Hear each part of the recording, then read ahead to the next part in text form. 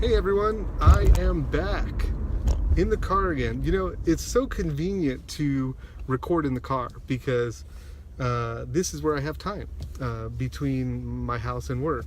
And so it's great. So last time I told you about a problem I was having.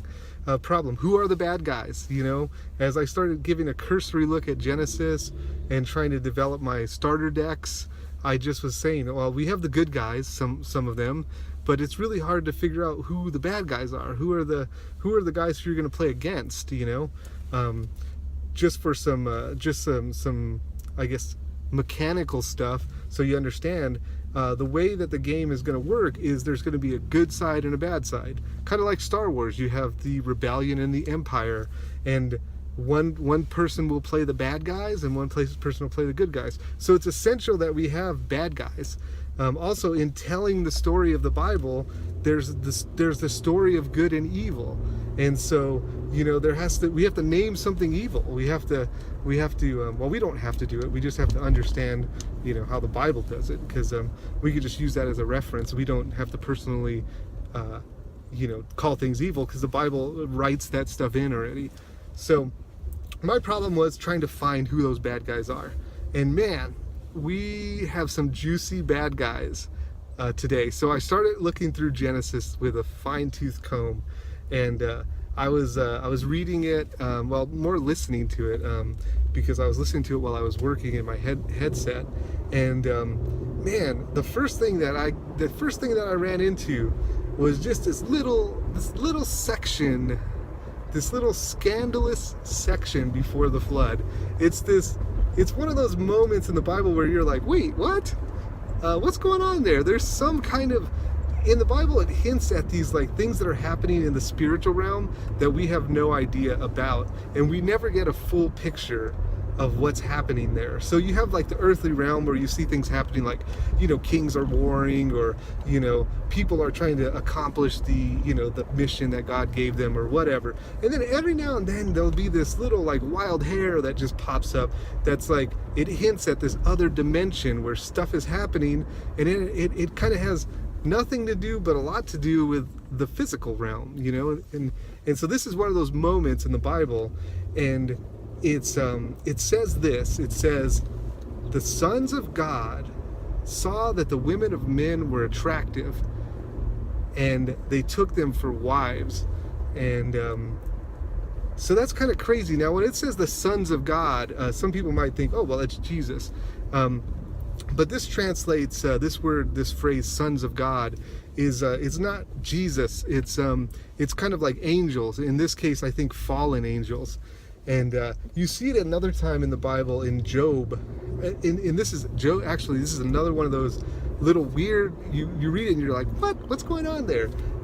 It's like God has a meeting, and in the meeting, the sons of God come and they meet. So they're like coming to this like meeting, and Satan comes. Satan comes to the meeting, and so it's like, what? Satan is allowed in heaven, and he's like going to meetings? Like, what is this? And so he goes to the meeting, and in Job, God tells Satan, hey, have you observed my servant Job? And that's kind of how it starts out. They start having this discourse and whatnot. But these sons of God are these angels, you know, that I think they're fallen angels is what kind of, you know, there's a lot of ambiguity, to be honest, in scholarship, in biblical scholarship. You know, not a lot of people know what they really are because the Bible doesn't go in depth about it. So anyways, going back to villains, right? We're looking for villains in the Bible, and in Genesis particularly, so we can craft decks that kind of embody these villains.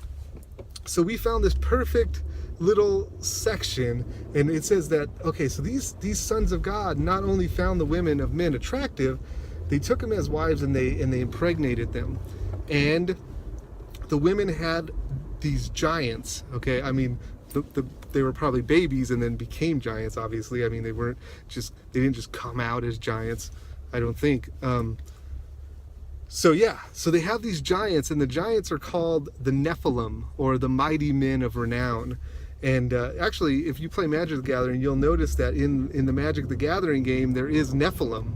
And there was actually an article by Abe Sargent, Abe Sargent was kind of reading Wizards of the Coast, the riot act, because they used biblical imagery in their game, and he felt like that shouldn't have been done. I'm going to fix our light here. Light source is really blinding us. So there we go. Oh, that's nice and fixed.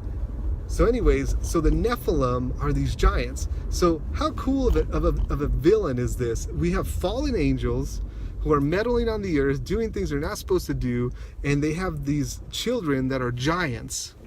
I mean, that's a pretty good villain. Of course, we have to do some studying. There's not a lot in the Bible that talks about these guys. They are mentioned in another place. So right before the flood, the Nephilim are there, and then the earth gets flooded. Okay, you know, God is sorrowful that He created man, because man is just doing their own thing. They're going nuts. They're totally rejecting Him, and there's all this violence on the earth, so much violence, and God gets sad about the violence. He didn't create us to be like that, and He judges the earth with the flood. And then I figured, well, the Nephilim are dead, right? Because it got flooded, and so you know, anything that was on the earth died.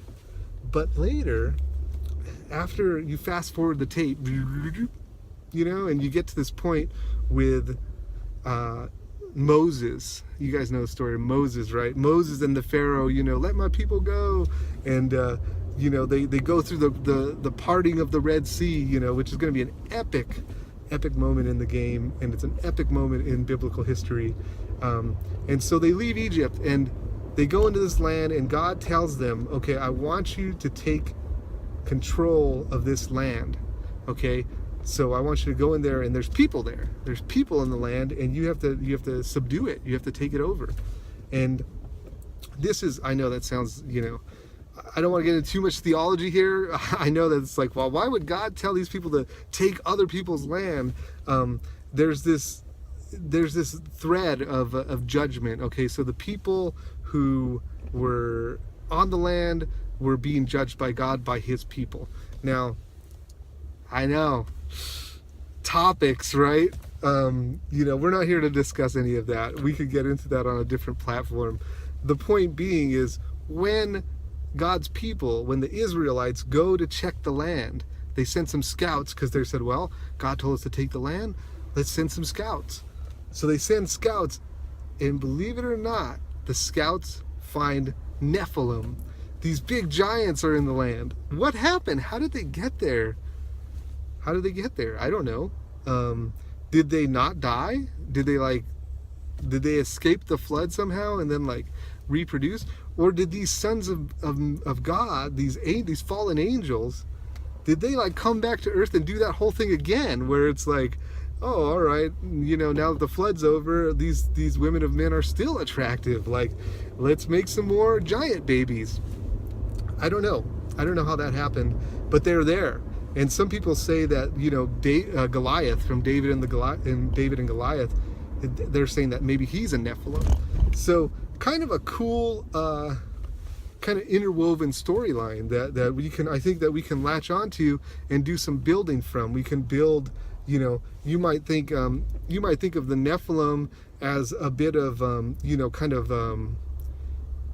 big, like enforcer type characters in the game, and then these fallen angels, kind of the ones behind the strings, like pulling the strings, you know, the puppet masters, so to speak, because they're kind of the source of all this, you know. They're the ones who kind of did the wrong thing. The Nephilim are a little bit, you know, I feel like kind of like victims of these. They're a little bit of a victim, because they couldn't help that their fallen angel parents or fallen angel dads, you know, like did something wrong.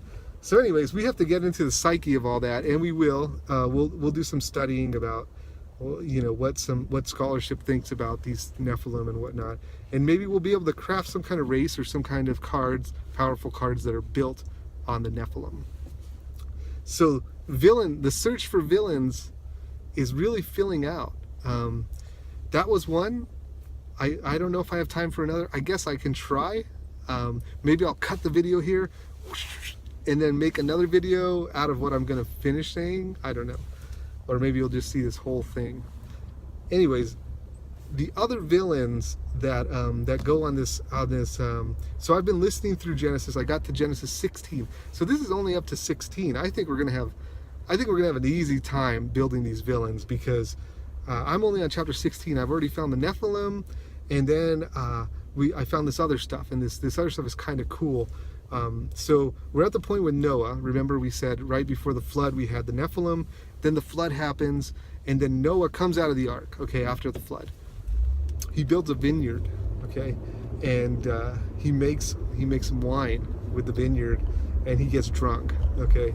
This is another scandalous moment. I don't get it. I don't know why he did this, but he gets drunk. He ends up drunk and naked in his tent. And this stuff's in the Bible. I'm not kidding. This is totally in the Bible story. And he gets drunk and naked in his tent, and then one of his sons is like mocking him and trying to expose his nakedness, right? So he's kind of like, oh, look, Dad's naked, ah. And then the other two brothers are like, hey, dude, don't do that. Like, that's bad. And so the other two brothers, I gotta get out of this jam over here. The other two brothers bring a cloak and they put it on top of the dad to cover him. And when Noah wakes up, he's mad, you know, because the son was mocking him and trying to expose him and dishonor him. And so he curses the son. And I think back then it's not like I'm gonna curse you with like curses, you know. He just I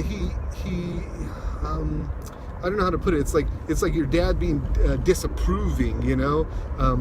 He kind of puts the he's unhappy with him, and so this affects the son's kind of legacy, you know. So those three sons, Noah's sons, there's Japheth, Ham, and Shem. And I think Japheth is the one who's like who's cursed, right? So his clan, there's this is the other thing that I found. There's these three clans of Noah, and that's kind of they're from those three sons, and one of the clans is kind of cursed, right? Because the son did that thing, and when Noah cursed him, he cursed his whole lineage. He was like, you know, Canaan, which is this guy's clan, Canaan will serve everyone else. He's going to be less than everyone because of what you did. Your children are going to be less than everyone else. And so these people, you know, Noah's son, their lineage they turn out to be kind of some rough people. The Canaanites are like some bad guys, you know. And so out of this clan is kind of the root for the Canaanites, who turn out to be pretty bad people. So it's kind of cool to trace this. You know, maybe we have two good clans and we have, you know, a bad clan. And like, you know, it's kind of like the guilds in Magic the Gathering. You know, you have the Azorius Guild, that they stand for this, you know, and you have the, you know, Golgari Guild, which, you know, in Magic they don't really make too much of a deal of it, like who the bad guy is. I mean, you know, it's kind of like interchangeable in some moments. I mean, of course, Nicol Bolas is a bad guy in Magic, you know, so some people are just clearly the bad guy, but other guilds, you know, like, you know, is it Guild, you know, is Niv Mizzet a bad guy? No, I don't think so. I think he's pretty cool. So here we have this opportunity to work on these clans, right, and maybe develop from the clans some kind of mechanical alignment in the game. They do something, or they're about something, you know. We want the mechanics to be deep, but we don't want them to be like overly complicated, where like this clan does this and this, and this clan does this and that, and there's all these little fine-tuned knobs that you have to turn. We want it to be able to something that a kid can play and enjoy, but also something that somebody who's like who's read a lot of the Bible kind of plays it and says, wow, this really feels like that clan, or this really feels like what it would be like, you know. And so that's a lot of hard work. It's a lot of thinking. And so I think what I've realized today is, wow, we're going on 15 minutes. Oh man, it's a long video. Anyways, what I realized today is that I don't think we're gonna have a problem finding villains, but it may be troubling it may be a lot of work to kind of figure out what they look like. because the Bible covers a lot of ground in such a short amount. So there's a lot of details left out about who these people are, what they lived like, and what life was like back then. And so we have to do some studying, some studying of archaeology, some studying of different scholarly works to try to figure out what was life back then in the ancient world. What kind of things would these clans do? Like, why would you have a clan? Is it just for protection? Is it for other things? So those are the ideas. What I'm doing is I'm going through a spreadsheet and just marking down every person and place that the Bible mentions as I'm going through Genesis. And so far we're at like 200 and something. So we're not going to have a problem having characters, man. There's so much genealogy and so much stuff in the Bible that there's characters everywhere. Now the question is, what do those characters look like? That's probably what I'll be working on as soon as I get through Genesis. So right now, Genesis 16. There's 50 chapters in Genesis, which means we've got a long way to go. And I don't think I'm going to get any of it done this weekend because I have so much stuff in personal life going on. So let's see what happens. I'll keep you posted. Thanks for watching, and tell me if you like this video. If you don't like it, that's fine. I just need to know that, because why am I posting it to the public if you don't like it? It doesn't matter. I mean, I make these videos for my Patreons. It's only a couple of them, a few of them, and I just show them that I'm working on the game, and I want them to know my thinking and my process in it. And I hope that they seem to like it.